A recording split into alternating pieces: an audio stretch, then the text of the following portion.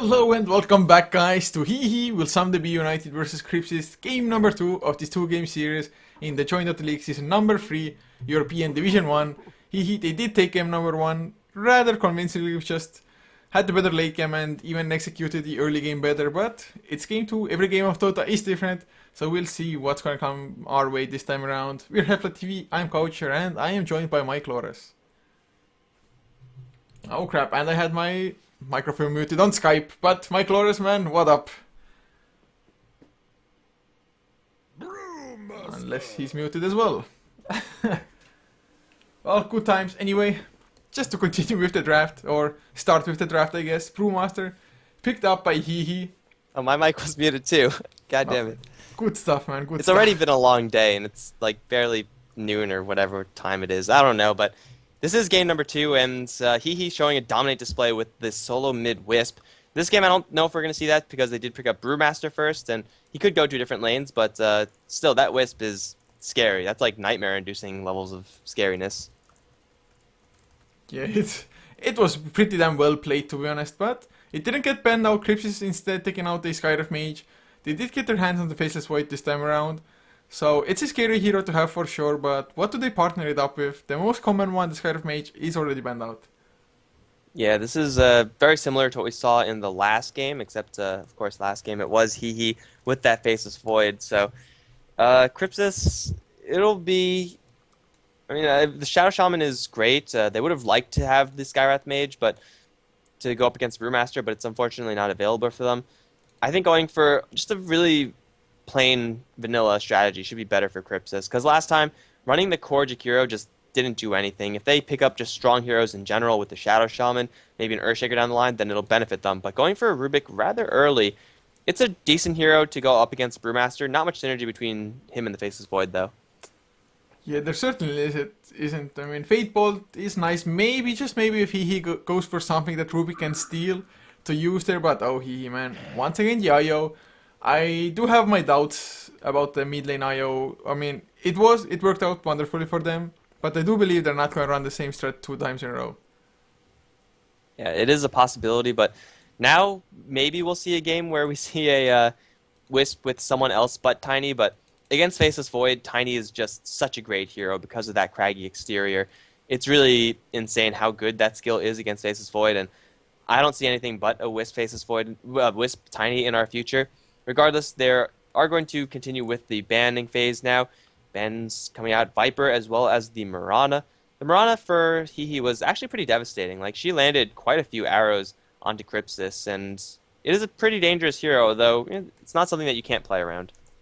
Yeah, it definitely isn't, but like you said, it did work out pretty damn well for them, and I guess Arrow potentially can stop Faceless Void from just getting his own initiation. A little bit hard, but we'll see. And actually, I'm not too sure if you even pointed it out, but IO overall is pretty good against Faceless Void as well. Just being able to relocate anybody who gets caught in the Chrono out. Of course, maybe a little bit easier said than done, but if you want to play IO, you're gonna have to just have excellent positioning anyway as it is, I think, for it to work properly. Yeah, and clearly the HEHE team does have a pretty decent Wisp player, seeing as though performance last game would have indicated that. So, well, I mean, the second bans are out, Doom as well as something from Crypsis. I don't think HEHE are going to be... No, neither strategy really so far is geared up in such a way that you'll force bans. They get rid of the Tidehunter. It's a great counter for Faceless Void in that the Ravage does usually hit with the inside the Chronosphere. So it's a annoying hero to deal with for sure. Crypsis, also their Rubik, is a damage light hero, and the damage heavy supports are not really there just yet. I think Witch Doctor would be a great pickup for Crypsis right now. Yeah, it definitely wouldn't be a bad one. I mean, IO, who has pretty low base armor otherwise, the Death Ward can definitely be a great tool against him. Just try to shred him through. And of course, if the Chrono is their Brewmaster, he won't have evasion anyway against any right clicks. Razor, unfortunately, is banned, Viper as well, so actually a lot of the so-called casual mech carriers have been banned already. But a Grave King for Crypsis comes out. Not the most synergizing heroes either, really, with Faceless Void at the moment. Yeah, so I think this Faceless Void, unless they pick up something like an Invoker down the line, is most likely going to be flying solo with his Chronospheres and trying to pick off the likes of the Wisp within that duration, because the Wraith King Rubik both can put very, very little damage into that Chronosphere. And as far as heroes that can put damage in the Chronosphere, they're always going to be in the pool, but Crypsis need 2 cores that can do it. And as far as cores that do it, there aren't that many, especially when one of them needs to be or should be an offlane hero. So HEHE, they're still looking for their pick. No, they know exactly what the enemy supports are in the Rubik as well as the Wraith King. So maybe a little bit more slighted towards the Mana Burn or someone who picks up a Necro Book would be nice. But really, they don't have much to fear right now in the draft. Wow. Wow. They went for a 3M Protector. I guess IO with 3M Protector roaming, it can be scary if you actually catch somebody since the movement speed bonus from the tether onto 3M, him just right-clicking away at you, but... Or just trying to keep people alive in the chrono, I guess. Especially if the 3M Protector should get himself a Blink Dagger, just Blink Overgrowth, stop the Faceless Void from right-clicking, for example. Leaving Armor with IO Tether is also a pretty decent combo, but what do you make of this pick? Well, HEHE are going to be definitely very difficult heroes to kill. They have the Treant and Wisp for defensive purposes, and the split from the Brewmaster. Also, Crypsis, their damage isn't that high, so this is going to be a very difficult game for Crypsis to put enough damage into the HEHE heroes in order to actually kill them off.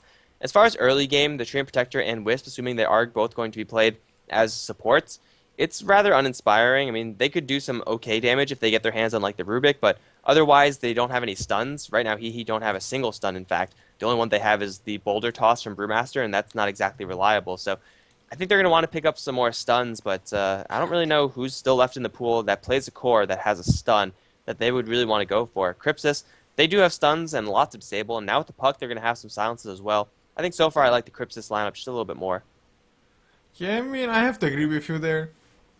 Unless they just pull out something magical as the last 2 picks here, but how do they lane? I guess something like a Dragon Knight wouldn't be the Or worst Tiny. decision. Just tank it up and have Brewmaster farm safe lane or something. I mean, they could always just go Wisp Tiny dual lane versus mid. Or TA. No stuns needed, I guess. Well, it's a weird pickup. I definitely didn't expect Temple Assassin to come out here at all. Like, literally, no way I would have thought that the Temple Assassin is going to be the pick for them. Yeah, it's definitely not the most common hero, especially not anymore. She does do fairly well with the Wisp, having overcharge and just so much chasing potential will be able to burst down heroes pretty quickly. But again, HEHE, they have no disables at all for this puck. Like, the only thing they have is, again, the Boulder Toss. That's it. Like, they don't have any silences or anything like that, so they need someone as their last pick to be full of crowd control. And assuming the Wisp is going to be played as support, there aren't many cores that do it. The Dragon Knight and the CK are really the only ones that come to mind that might actually be picked up. If they do pick up another support and decide to run the Wisp again in the mid lane, then something like a Lion or an Earthshaker will just be an absolute necessity for HEHE. Wow, I have no idea where this draft is heading, to be honest. Just looking at those 4 heroes, it's like, what? They have like something of everything almost, except for stuns. There's a heavy lack of it. I mean, decent amount of slows, Thunderclap, Psionic Traps, Leech Seed even. But, I mean, especially up against the puck, you would at least want like 1 solid stun, maybe a silence, one of those 2 at the very least. But Crypsis, they do ban out the Morphling instead, so they are kind of expecting the Brewmaster to be offlane, I guess, here. Yeah, I mean, HEHE, they do have a little bit of lane flexibility, so they have quite a few options on how they want to lane this. Templar Assassin Brewmaster, often seen in the mid lane, perfectly capable in, well, I guess the Brewmaster is capable in off lane role. TA could very easily go into that safe lane carry role. Doesn't really matter for them, so the Crypsis side is a lot more easily choreographed in the fact that Puck is going to be soloing a lane.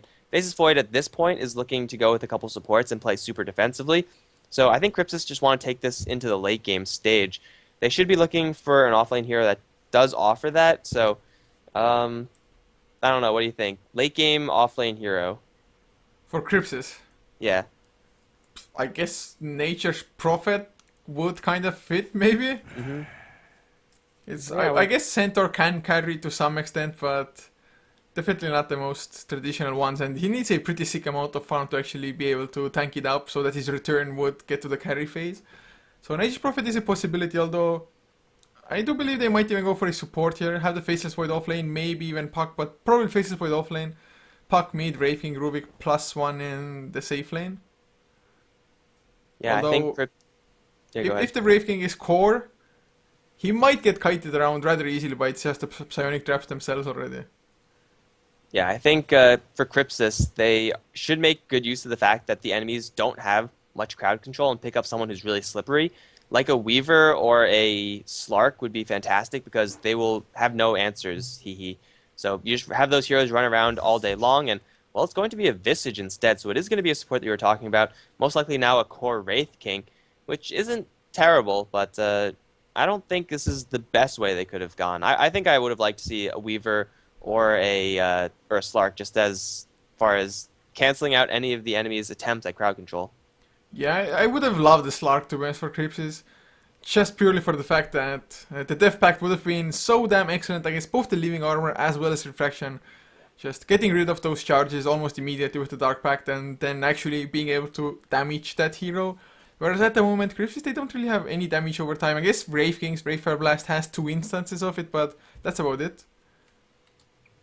Or Right, so Familiars from Visage maybe might be enough, but it's so-so. yeah, and they still do desperately need at least someone who will eventually buy a Hex or an Orchid, if not just a straight up hero that has it. Disruptor is going to be another support pick, and well, we see Wisp being played by Nihis once again. I think we might be in for round 2 of solo mid Wisp action. This time, it'll be a little bit more difficult, I think, but last time he went toe-to-toe with Viper and came out ahead, his roaming supports, though, are pretty much non-existent. Yeah, 3 just probably wants to keep on pulling from his own lane and leaving armor up everybody who might be in some trouble. And Disruptor, of course, as well. Just before level 6, I highly doubt that they can set up a kill on Puck with the heroes that they have. All So, right, so the question is, of course, how well is this Wisp going to be performing in lane? He ran a train over the Puck, but Wisp versus Viper, Wisp versus Puck, I would say Wisp versus Viper is a little bit harder. So it is very possible for this Puck to do very well.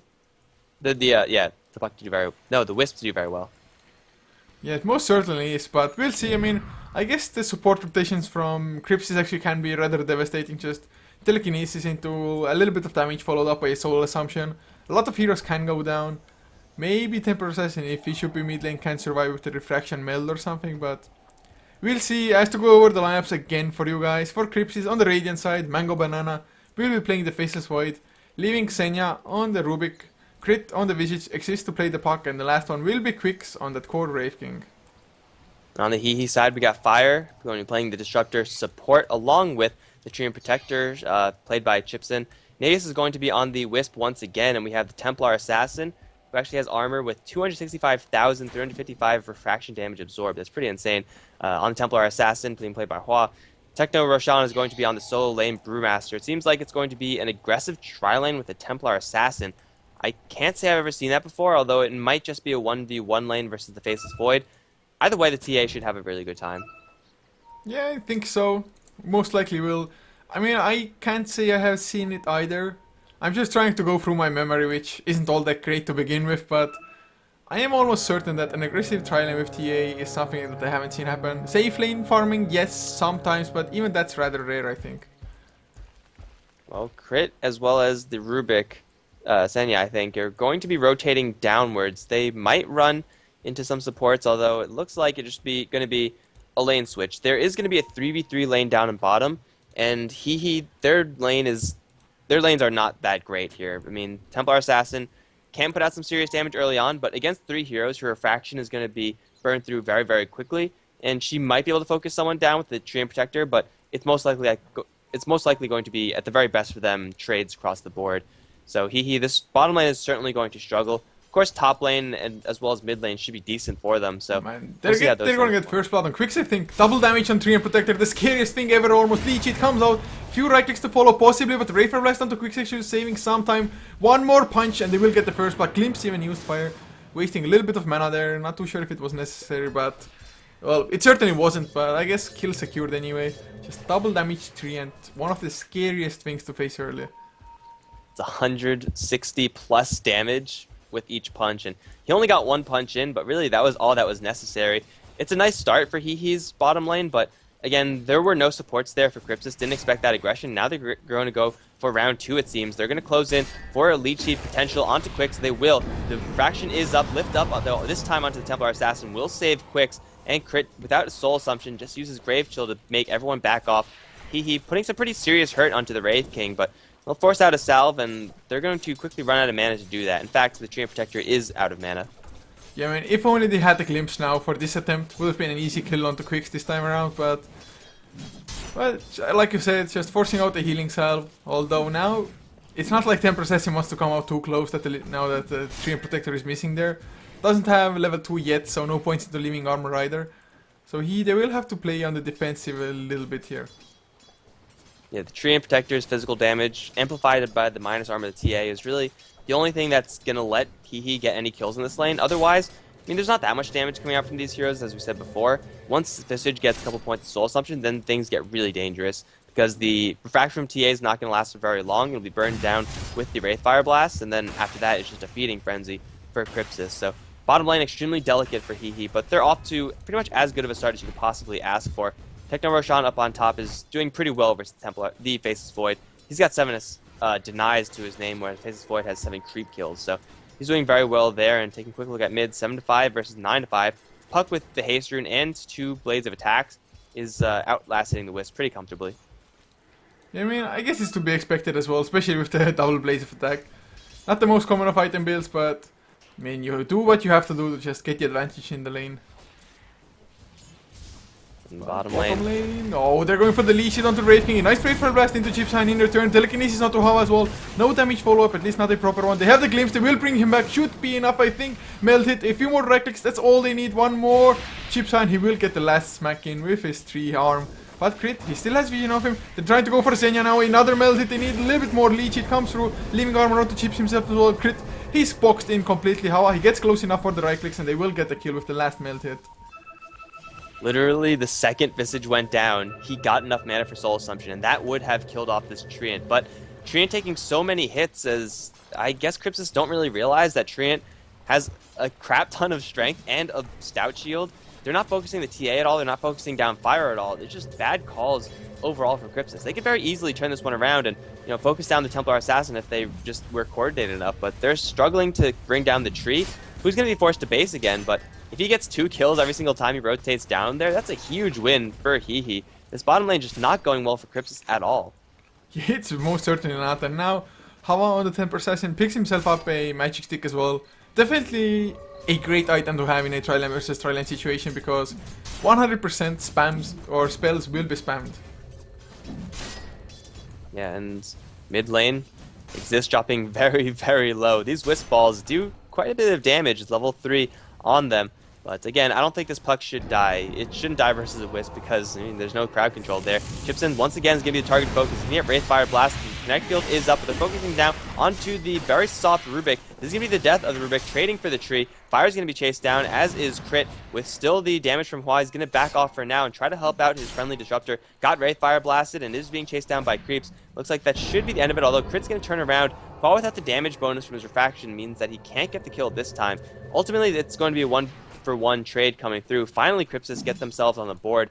A little bit earlier than last game, but still, making these trades on this bottom lane where they should be winning, not a good situation to be in. Yeah, it's definitely not, and he even gets himself a regeneration room mid lane now, so got one set of free Wisp Spirits going for himself. And actually all the lanes are doing rather well. I mean, mid lane, it is pretty even between Nihis as well as the Puck, but top lane, for example, 25 and 10 on Techno Ocean compared to a 16 and 2 Mango Banana Faceless Void. But I guess Faceless Void, you need that level 6, have the Chronosphere, so does he carry a TP? Not yet, otherwise we might be looking at a tri-lane wipe if he rotates in at the right time. Yeah, and that's, with a Chronosphere, it's very easy to get something like that happening, but instead the rotation we're going to see is Disruptor moving towards the mid lane. I don't believe he was spotted out by Exist, although he might have been. If he gets glimpsed back this Puck, then he could very easily go down, and I don't know if the Puck is aware of this fact, but it looks like the rotation's out, and the fact that Disruptor is now spotted by the Observe Wards means that he's going to be perfectly seen, and no surprises should happen here, but he's level 5. He has not gone down after all these kills. He's going to get a very quick level 6, and ordinarily Static Storm doesn't do the most damage. If you get it this early, it will absolutely wreck face. Yeah, it most certainly will, and just being in an aggressive trial and getting as many kills as they are, it's so damn crucial whenever you're running aggressive trial lane. Otherwise, usually you might just starve for levels, but of course, this observer ward here, making sure that no pulls even happen at all. I mean, Crypsis, they actually started with a sentry ward. This observer ward on the Radiant side, the Dire had one next to it which got sentryed immediately, like literally just for the first rotation before the first minute got sentryed. Actually now, the Dire sentry finds themselves an observer ward from the Radiant side, so Crypsis, they're playing blind now on their tri lane. And they're also going to be facing down a relocating Wisp with a double damage rune. Ordinarily, Wisp DD, not a huge threat, although it is kind of hidden because the color effects are pretty much invisible, but it's actually a rotation towards the Wisp. We got Treant Protector level 3, Disruptor level 5. Not the most damage between these two because the damage is, mostly going to be in the Glimpse, and the damage potential is going to be not there because of Glimpse, and now they're going to go for crit regardless. The Soul Stump is going to charge up pretty quickly, but the beatdown is real. Treant Protector with 95 base damage with overcharge. Yeah, that's a lot of damage. Yeah, and you could see that Mango Banana wanted to come in as well. He was actually around this area already, ready to Time Walk and Chronosphere. Actually, he still is. He's going for knees. The Chronosphere catches him, but exists. Does he have enough? Illusion Orb comes through. It should be an easy kill. Silence to follow. So they do get that one counter, but I think they're probably fine with this. I mean, Chronosphere and cooldown. And they get the slow on to Senyahawa. He's already level 6. Leech it to slow him down. Brave Blast buying some time, but will it be enough? No, it won't. Telekinesis drop down a little bit too late, and Treant gets the kill. This aggressive tri-lane from HEHE is working so much better than I thought it would. The Wraith King is still only level 4, so he doesn't have a reincarnation. They could very easily dive this Wraith King. They're going to Leech Seed as they do circle around Chipson from behind the tower. Quix is going to drop a stun, but he's going to fight to his dying breath, but his dying breath will come. Chipson dropping pretty low, but he will be fine. That's going to be a killing spree for this Templar Assassin. Probably Phase Boots or Power Treads Yasha, also a viable build to go. She's really just getting everything she wants out of this lane. And also, we haven't even mentioned Techno Roshan. He's been just chilling up on top lane with level 3 Drunken Haze, making it so difficult for this Faceless Void to get in and get out. Brewmaster's farming well on his way to his Blink Dagger, and that's terrifying. Yeah, it most certainly is. A mid lane, actually, they would try to go for a kill onto a crit, but the glimpse wasn't quite there, or rather, it really moved him like a couple of feet only maximum, so did miss on an opportunity on a kill. But how about bottom lane? He's just manhandling Quicks at the moment. Just whenever he comes in range, melt hit, which is level 3 by now, it does just so much hurt and fire. He spots out the regeneration rune, probably gonna leave it to Nihis to just come and pick it up. This Wisp is probably going to be going for the mech on his team. I don't see anyone else picking that one up, and he went for that last game, so can't really go wrong with that. They're looking for Quix again, though. Chipson does know that Quix is still without that reincarnation, so you might as well just YOLO dive it. Huge burst damage, physical, from the Templar Assassin. Nope, not quite enough. There it is. With the Leech Seed, they will get the kill on the Wraith King. Yet again, this Wraith King is still without the reincarnation, and they're going to go also for the Rubik. They catch him out just with fire as well as Nihis, and now they're going to rotate everyone down towards the bottom lane. It's about time to take a tower, I think. Oh man, whoever TP's in to defend this is gonna be in for a bad surprise since Fire. He's level 6 now. He has Static Storm available. Overgrowth is there for Chipsan. Templar Assassin level 8 already, maxed out meld. I mean, I just think they can't really TP in here. They are trying to go for top actually for Techno. They get the Chronosphere as well. They need to bring him down before the Primal Split. He has enough mana for it. Illusion Orb comes through. But he's there. The Silence will it pin up with the stuns to follow. Nope. Thunderclap. He's not going for just Primal Split straight out. Going for crit. Wisp Spirits will connect as well. Or at least the majority of them and crit. He's going to go down or is he? Yes, he is. Relocate out Fire. He's actually arrived as well. Kinetic Field. No Static Storm yet. Dream Coil comes out. Actually, he's holding on to it and probably going to lose his life before he gets the ultimate. Or nope, he gets it out anyway. Leaving Armor kept him alive, but I mean, that Static Storm kind of wasted. Yeah, they lose the Disruptor, but okay. Okay. Well, then. that happened. What? What? I mean, I looked at the chat for a second and suddenly it's like, what? GG? Easy game, easy life. Maybe we should just like tell the chat that there's a pause and then just try to throw them off of the fact that this game is already over. Oh man, I don't know. This was really anticlimactic. I mean, the try-in was a complete success from HEHE though, to be honest, but I'm not too sure if it was the GG moment here yet. They were very far behind, but they had a Faceless Void with a Hand of Midas. I guess they figured Wraith King just wasn't getting enough, but Puck and Faceless Void are doing fine. That was, I think, just demoralized to the point of not wanting to fight anymore. Well, might be it. I mean, they did say before that maybe Crypsis actually has to postpone the secondary game since his first series went so long. So maybe they have other just appointments to get to or something, and they were knowing or seeing that this is going downhill anyway. But well, whatever the case may be, a little bit disappointing to say the least, but that is the sad truth of it. HEHE, they take this series 2-0. They should be 12-6 now altogether. Might or might not get to the playoffs, depends on X Games' last two series as well. But guys, thank you so much for tuning in. I do hope you enjoyed, and if you did, be sure to drop a follow on this channel as well as HeflaTV1 and HeflaMoke, the English channels for us. As always, of course, our Facebook and Twitter are HeflaTV both, and games or the VODs will be up on youtube.com/HeflaMoke. The links are below the stream. Game number 1 already uploaded, game number 2 soon to follow. So guys, once again, much appreciated that you tuned in, and Mike Loris, man, where can people find you? I'm going to be on Twitter and Twitch, both under Mike Loris, and, well, I don't actually use them that much anymore, but maybe I should start doing that. So, yeah, pretty easy game for HEHE, and they take it 2-0. Yeah, it was pretty easy, especially second game, but guys, 15-minute GG called on chat. Man, you're 5 minutes off, but in any case, guys, You're close. See you for another day. We might have some late night Dota as well with Americans, maybe at 2 CEST, but we'll see about that, guys. So, see you and have a good one. Later, guys. GG.